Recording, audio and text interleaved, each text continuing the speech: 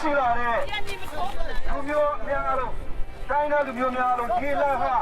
ကျွန်တော်တို့ကိုကိုစားပြုသလားပြုပါဘူးကျွန်တော်တို့ကိုကိုစားပြုလားမပြုပါဘူးဆရာတော်ကိုစားပြုလားဆရာတော်ကိုစားပြုလား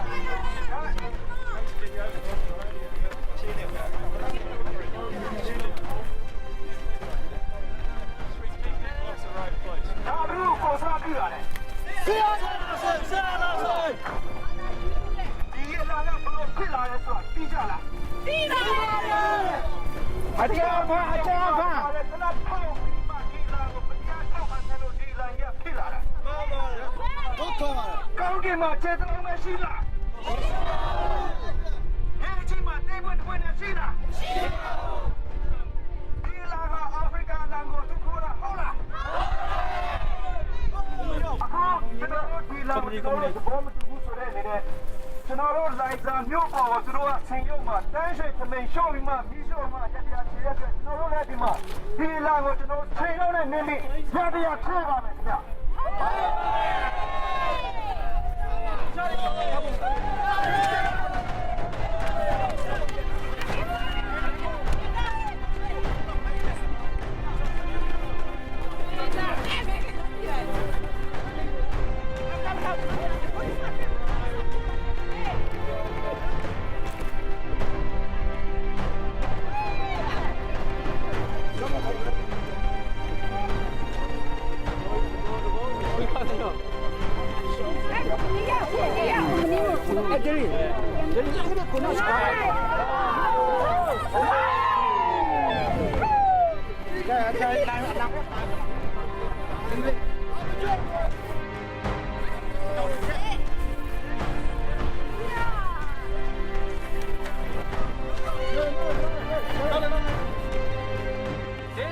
Flag is so disgusting. This does not represent